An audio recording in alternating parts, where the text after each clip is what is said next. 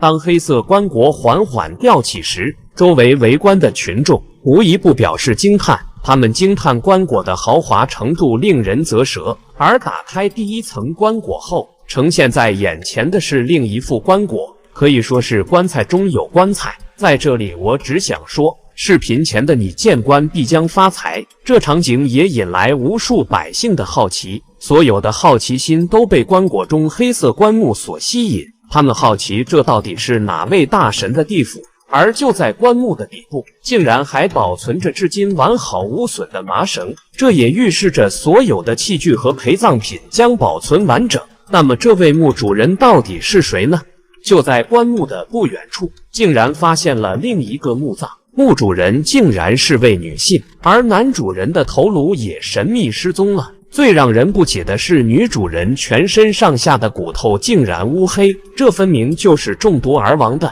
從當時的地理環境和政治面貌，大家推測這可能是項羽和虞姬兩人的墓地。那麼這是不是真的呢？我們接着往下看，在安徽省的一處建築工地上面，開挖的施工隊發掘出了一具龐大的黑色棺材。很快，工地的負責人通知了相關的考古隊。在考古队來到現場之後，立馬進行了相關的挖掘工作。在那具黑色棺椁打開之後，裡面同樣有着一具黑色棺材，並且在前期的清理發掘中，在棺材的底部還發現了一捆2000年之前的麻繩。但是頗讓人感到驚奇的是，這堆麻繩居然沒有腐朽，看上去和新的一樣。並且在墓葬的旁邊，考古隊同樣發現了一座類似的墓葬。更讓人吃驚的是，相同的黑色棺椁也出現在旁邊的墓葬裡面。在打開了較小的那具棺椁，考古隊很快發現了一具躺着的漆黑女性屍骨。在一旁的墓葬裡面，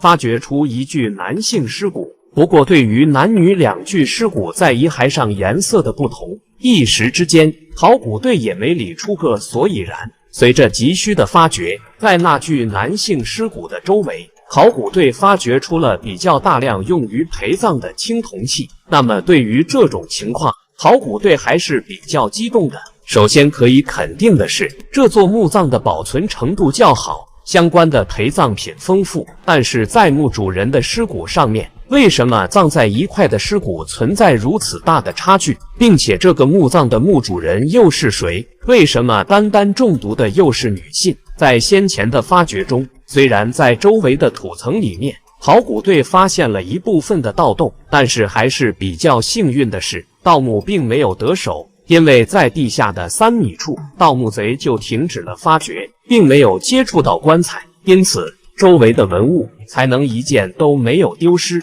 雖然盜墓賊沒有得手，但是從現場的保存情況來看，這兩座墓葬也因為客觀的天氣環境原因，遭到了一部分的外來因素的破壞和侵蝕。首先就是那座面積比較小的墓葬，為了方便相關的考古工作，考古隊首先對其進行了編號為 M566。因為地下水的滲透，這座棺椁在打開之後，考古隊發現裡面充滿了積水。為了工作的嚴謹性以及出於保護文物的目的，首先考古隊拿來了海綿，對於地下的滲水進行限期的吸附。同樣在這座墓葬裡面，在排乾了滲水之後，考古队也發現了數量重大的青銅器陪葬物。而在另外的那一座墓葬裡面，除了上文提及的大量青銅器陪葬物之外，考古隊還發現了數量比較巨大的兵器。讓人感到意外的是，經過了2000多年掩蓋，如此的保存環境不僅沒有讓這一批青銅兵器生鏽，反而在出土的時候依舊十分的鋒利。而在這一批的陪葬品裡面，最讓考古隊感到興奮和驚喜的是，在一件長條形的漆木盒裡面還發現了一把完整的青銅劍。這把青銅劍不單單保存完整，而且裝飾華美，在宝劍的剑柄等地方還鑲嵌了大量的綠色寶石作為点綴和裝飾，這也印證了墓主人身份的高貴，因為在那個時候不可能誰都有這樣的配件。那麼這個墓主人究竟是誰呢？在相關的考古中，考古隊們也弄清楚了那具女性屍骨為什麼是黑色的原因。經過考察之後，考古隊发现墓主人并不是猜想的服毒，而是因为人骨长期浸水和这些陪葬品泥土起的化学反应。而在一旁的墓葬里面，随着考古的进行，相较于这座规模相对较小的墓葬里面丰富的陪葬品，这座较大的墓葬可以确定的是身份是个男性，但是墓穴中空无一物，而且骨骼四散，就像是生前被直接扔进去一样。并且最要的是，这座墓葬里面居然没有发现墓主人的头颅。结合当地的地理环境和这座墓的年代，专家们推测这座墓是不是楚霸王项羽的墓葬。因为在项羽自刎乌江後，劉邦的手下為了邀功請賞，就當場肢解了項羽的屍體，而項羽的頭顱也被漢軍的將領楊喜拿出獻給了劉邦，而由此楊喜也被封為赤泉侯，成為了關隴門閥弘農楊氏的祖宗和發家起點，並且通過碳元素以及一系列的技術手段，考古隊也確定了死者在死亡之前的年齡均是35歲左右，並且結合墓葬裡面出土的文物以及墓主人屍骨的情況，以及確定墓葬的年代為戰國時期晚期的楚國。因此考古隊猜測，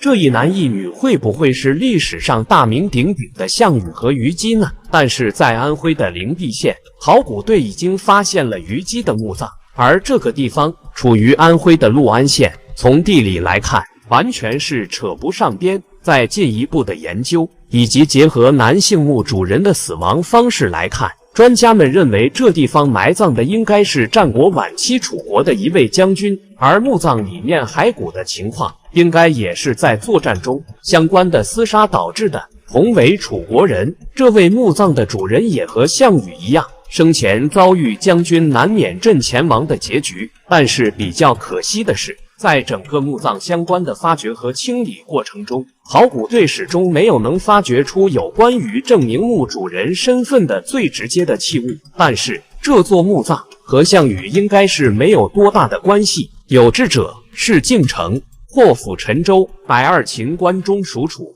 苦心人，天不負，臥薪嘗膽，3000越甲可吞吳。當然，在秦末的反秦戰爭和楚漢戰爭中，項羽表現出來的個人英雄主義也值得後人的崇拜。那麼你對安徽出土的2具古墓是什麼樣的看法？